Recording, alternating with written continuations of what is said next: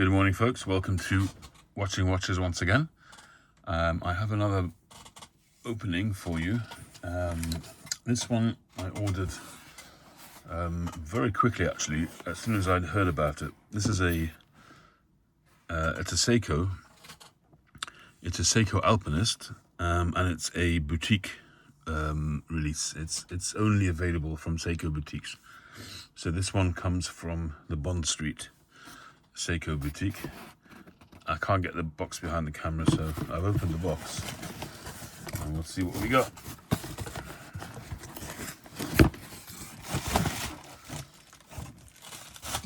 We've got lots of padding, got a label,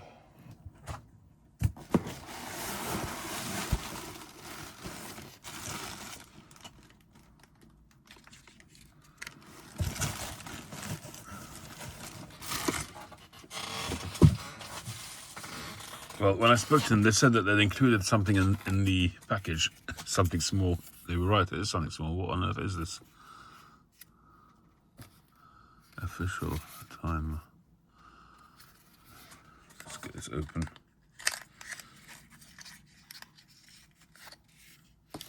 Put some gloves on. I work in a workshop, so my hands get pretty rough. So I prefer to wear gloves. It's just a bit more palatable. Anyway.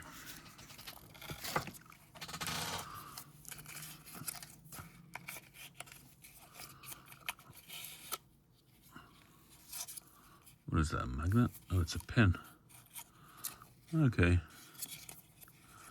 Seiko World Athletics Championships, Tokyo 25. Okay, that's cute. Thank you very much, Seiko.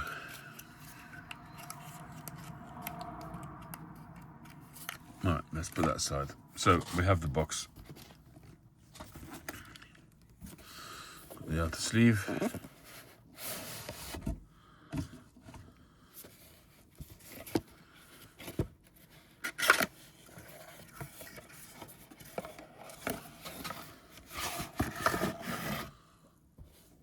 So I haven't seen this, you're literally seeing it with me for the first time.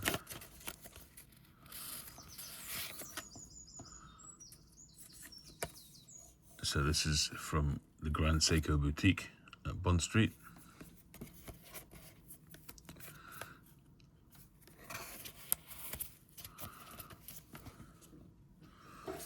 And it's that's just a regular warranty booklet.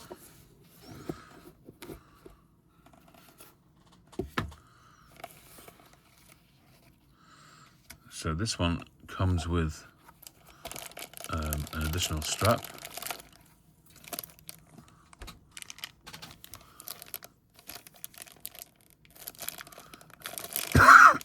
So I got a strap with my Sriracha, which was made from leather that they had bought from a high-end shoe manufacturer in Japan.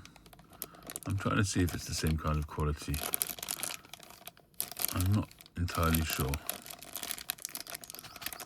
I don't think it is. I don't think it is. It may be, but I'd have to look at it more closely. Let's get the watch out first.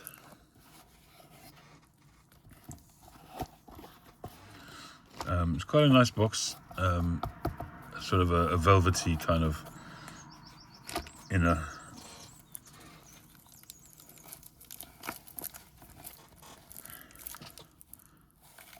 Okay. So we have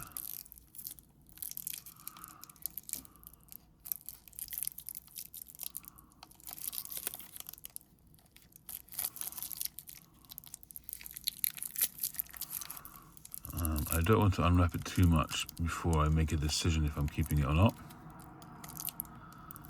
But I do want to take off the plastic just over the dial. I think the bracelet I will leave.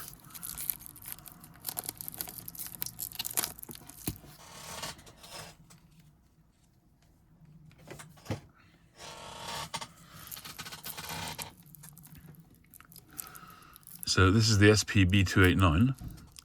It's the Mystic Forest, it's called, it's known as. So it's the original Alpinist design, not the current one. The current Alpinists, the regular line Alpinists, have the cathedral hands. This one has the sort of diamond-shaped hands, almost like mountain shaped. The original Alpinist was designed for Japanese mountaineers, if I remember the story correctly.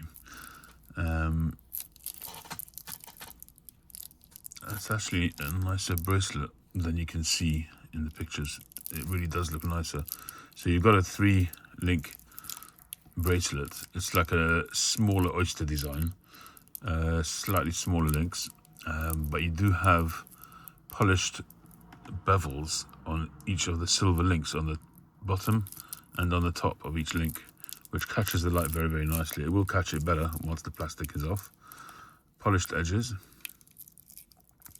You've got a small milled clasp.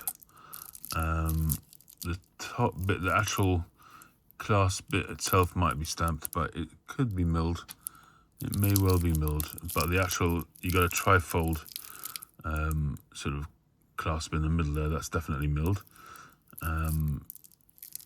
You've got just a single adjustment there, so that's going to be a bit of a question whether or not that will fit well. There's no sort of half links, but I mean, that kind of gives you an adjustment of half a link, so theoretically you should be able to, that should work. You've got quite a sizable screw down, is it screw down? Yeah, screw down crown.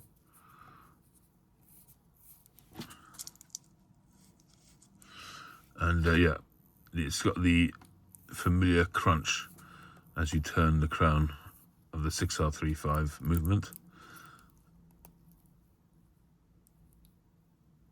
Yeah, that's pretty smooth. What's today? Today's the 20th.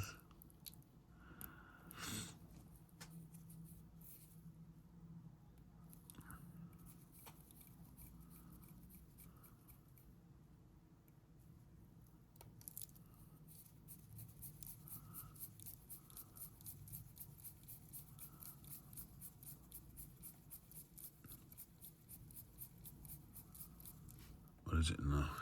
5 to 10.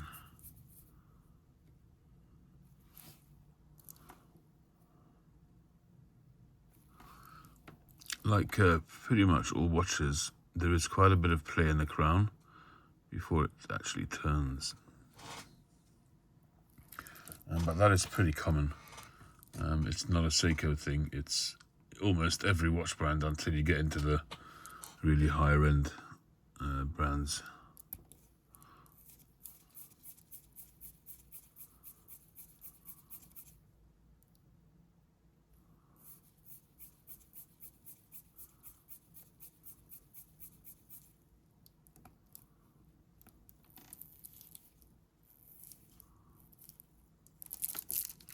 So polished, brushed edges, and you've got a polished bezel, and you've got the lugs as they point down there. That's polished as well on the sort of corner bevels there. But otherwise, it's brushed. It's actually brushed very nicely. Seiko actually really does the polishing and brushing quite exceptionally, really. I mean, obviously they're well known for the Zeratsu polishing, which I don't think this is. It's unlikely that they're doing that at this level. You've got a display back, or exhibition back as you might call it, a very rudimentary looking movement, very industrial looking movement. No, not much in the way of decoration. The rotor itself has got some vertical lines on there, but it's not even gold colored. On my other 6R movements, they're gold colored. But this is supposed to be a bit of a tool, sort of gather watch, go anywhere, do anything kind of watch. The lume on this is supposed to be very, very good. What I do like about this watch is that the 12 and 6 and 9 have different markers. And a lot of watches I find that the lume on each of the hour markers is exactly the same. So when you're in bed at night trying to see the time, it's difficult to orientate the watch. If you're in pitch black, which I am in pitch black usually at night, it's difficult to orient the watch and see where 12 o'clock is. So for me, it's always important to have the indices certainly at 12 o'clock, but maybe 12 and 6. But here it's even better, it's at 9 as well. And 3 has a double pip. Excuse me. It's always important to have a different, wider, excuse me, a different, wider, bigger, more visual index. Certainly at 12, but at the 6 and 9 and 3, even better. You've got a clear white date window with black text, and it's also framed, which I like. Just to give you some comparisons, the Sensation has a black date window, but no frame. So there's obviously additional cost each item that you put on there, but probably on this one, the reason is from a design point of view to keep it clean, but still give you a date. Then you have the King Seiko, which has the date window. It's dark colored to match the dial, but it's framed with the silver. And the silver on this one is the indices on this one are polished to a very high degree, and you can see that it kind of goes up a grade in terms of finishing and materials and such. It is a very nice watch, the King's Seiko. For me, this is really, besides for the movement, which is also the 6-hour movement, all these 3 watches have the 6-hour movement, so I'm very familiar with it. Besides for the movement, this is, really approaching Grand Seiko in terms of quality, in terms of finish of the case and the design. It's a very nice watch. Very, very happy with it. But anyway, so this one really, in terms of an everyday kind of watch, it actually hits the mark very, very well. I'm actually quite surprised at the bracelet. I really thought that the bracelet was going to be a junk bracelet. Seiko are not known for fantastic bracelets, but this one is actually pretty good. It'll be a pin and collar. I've now become very used to doing the pin and collar. In the beginning, it was a real pain, but once you're used to it, it's really no big deal. You just got to make sure that you take it apart on something like this. Anything that will catch the collars in case you drop them. If it's on a smooth surface and it bounces and it goes off somewhere, it's a nightmare to find them because they're very small. So it's important to do it on a surface like this where if it drops, it just stops where it falls. You've got the Seiko logo on the dial. I think it looks like it's applied from in. Let me get a closer look. Yep, that's an applied logo. And then you've got automatic 20 bar and the Prospex logo there as well. Now the main thing about this watch, what makes this a boutique edition, is the dial, obviously. So the dial is called Mystic Forest, and it's got this kind of shimmering kind of green design. There's a very fine texture, and you can see a vertical sort of line. It's almost like a faded vertical line design going up the dial, and you have a minute track on the inside of the indices. I'm just going to get a closer look at that dial.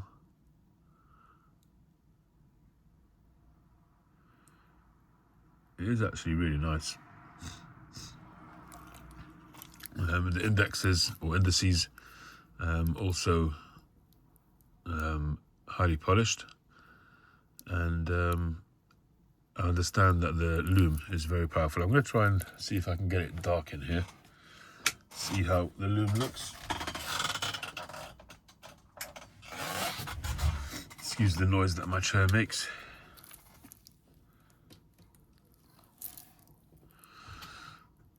So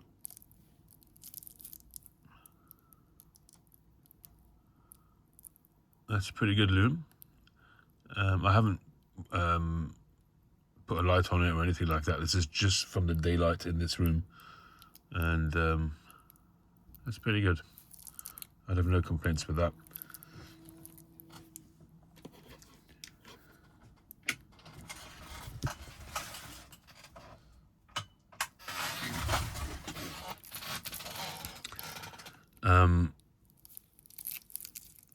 So I've not had an Alpinist before.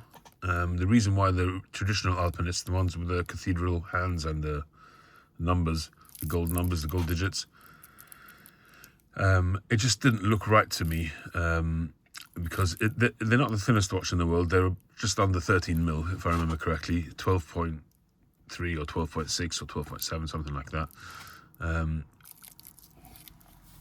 I'll get you the spec, 1 second. All right, so the movement is a caliber 6R35, as we know, automatic, manual winding, 24 joules with a 70-hour power reserve, stainless steel case, polished and brushed, case diameter 38 mil, case thickness 12.9 mil, lug to lug is a 46.2, lug width is 19 mil. That's actually something you got to bear in mind. The crystal is a curved sapphire with inner anti-reflective coating. Water resistance is 200 meters. Dial is a green Mystic Forest textured dial with Lume Bright on hands and markers. Screw down crown. Bracelet is a stainless steel bracelet with 3-fold clasp with push button release. The design itself is inspired by the original 1959 Laurel Alpinist. This model featured a refined compact design suitable for both hiking and daily wear.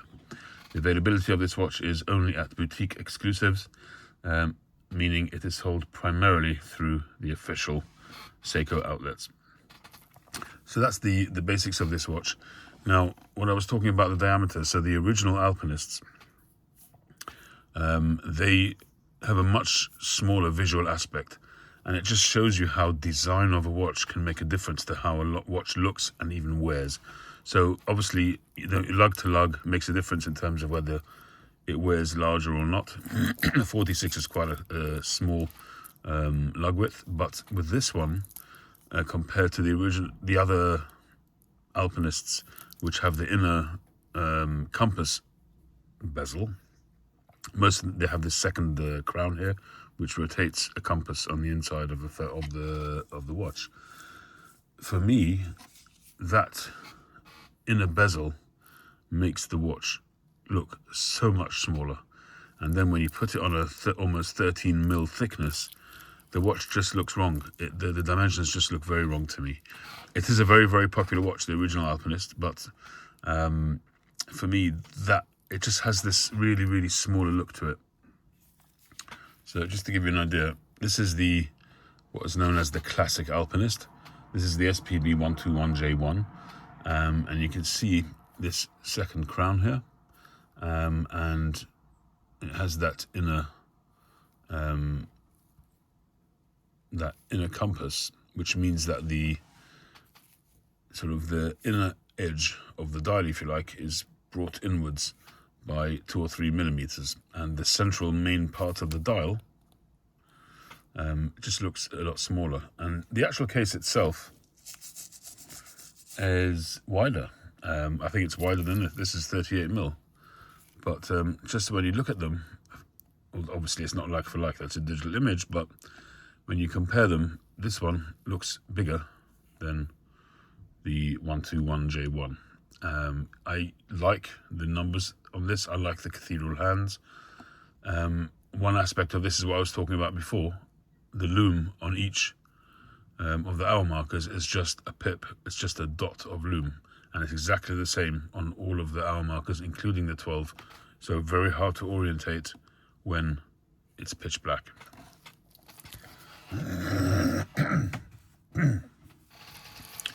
Additionally, this obviously has a unique design, this forest green design. It's different, it's interesting, and you see you've got a bit of a distortion there from the sapphire, which I like. That distortion just gives it a bit of a vintagey kind of look. Another good thing is that the bezel, that's going to catch scratches very easily, the polished area. But the polished area is not too big, so it won't scratch up too much, hopefully. That's it. I think that's really all that I can show you on this watch. I think it's a very, very nice watch. As I say, I need to decide whether it's a watch I want to keep, whether it's a watch which fits into my collection. My first impression is that it will fit into my collection, but I'll sort of keep it like this for a while and make a decision. But for now, this has been the Alpinist SPB289 Mystic Forest, the Alpinist. It's also more, I think it's more true to the original Alpinist design. The Alpinist design didn't have the dial design like the one I just showed you, the SPB121J1. It was closer to this. So there we go. Thanks very much for watching. Catch you on the next one. I'm back. There's a couple of points I wanted to add which I'd missed. I had a look at the watch under a loupe, just to look at the level of finishing. It doesn't really, it's not that helpful as a general guide to the quality of a watch, because you don't see, in day-to-day you don't see that level of finish that you can see under a loupe, but it does go to show the standard to which the watch has been built. A couple of things which I didn't notice initially. Number one was the second hand, which is a gold coloured second hand, which has also got a lume in the arrow there at the end of the second hand. But the actual watch hands, the second hand and the hour hand, I think you would call that, would you call that Dauphin kind of shape? But it's also half polished and half brushed, which we see on a lot of the high-end watches, on the diver watches. Don't know if you've got it on my, no, so on my King Turtle doesn't have it, but yeah, so the King Seiko does have it. It's actually the same hands by the looks of it. Very, very close. It's not quite the same. This is longer, but it's the same design, pretty much exactly the same design. These are just a bit shorter, but the finish, to me, same quality, same level of finish. Very, very impressive. I think that you're getting a really good standard, a very well made watch for the price point. These retail from the boutiques, as mentioned, at I think they're $740. So like a third of the price of the King Seiko, and maybe the bracelet aside, but the watch itself, very similar quality, if you ask me. The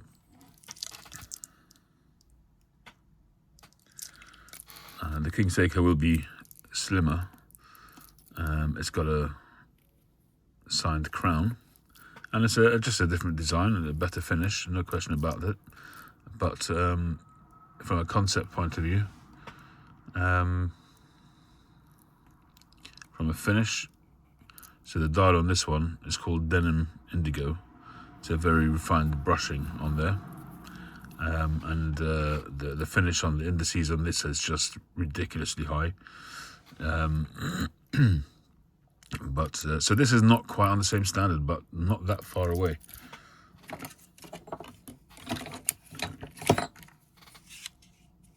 Let's have a look at the.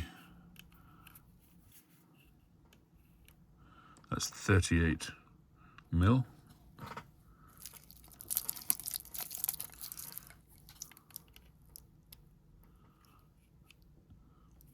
Where are we? Just trying to get it at the right spot. 38.8. It's kind of trying to get it exactly without the crown, and you have to do it at a slight angle across, because from there to there is not the actual diameter, it's too short. So you kind of have to angle it a little bit. Anyway, it's roughly 38.5 mil.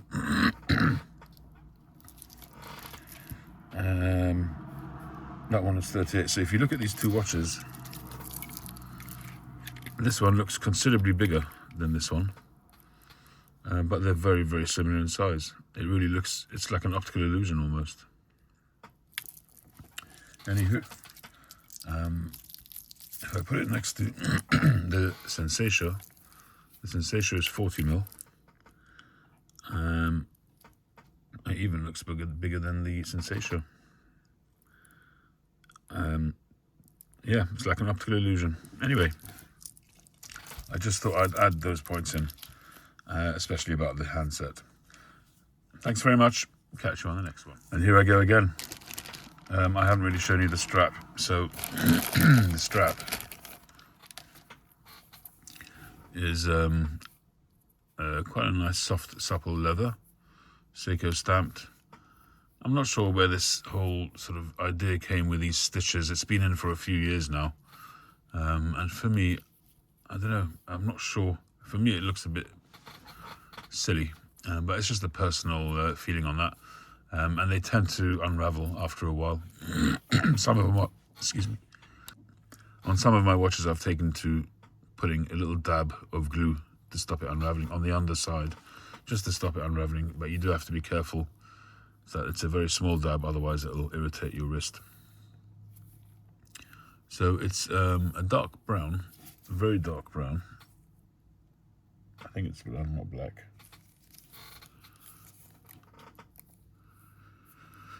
And you have the Seiko milled clasp, deployment clasp.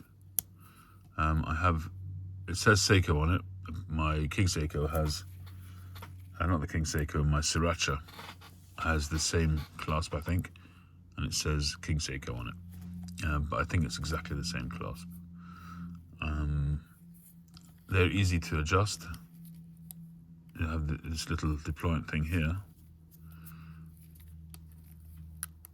and you just lift that up, slide the belt through and put it onto whichever hole you want it to go to. It's a very simple, straightforward, not particularly advanced clasp, but it does the job. It's absolutely fine. It's a soft leather, but I think it will take a little bit of time to break it in. I think it's not the softest leather in the world, but I'm not going to crease it up, so that's going to go back in the bag. But it's nice to get the options. What I think is a bit silly is that because they've given you the strap option, they should have done a quick release. Really, it's something they've missed out on. That should have been a quick release. Maybe that would have added to the cost, but to me, when you give a customer an additional strap, it's sensible, thoughtful, practical to provide a quick release option so that the change can be done without fuss, without the possibility of scratching up the watch each time.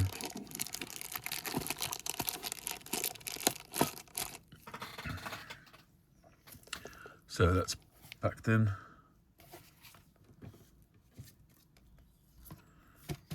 I've got the little wrapper for the face on the box there so it doesn't get dirty, so I can wrap it up again if I want to.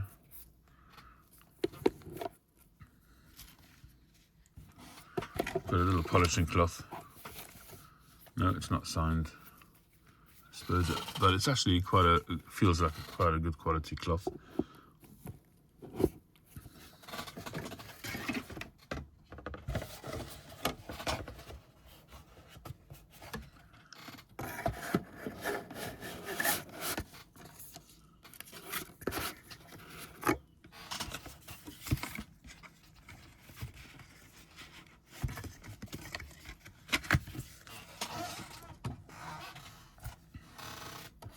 We could play the video in reverse. There we go. All back to square one. Right. Oh, the little keep has come off. I'll put that back in. Thanks very much, everybody. Catch you on the next one.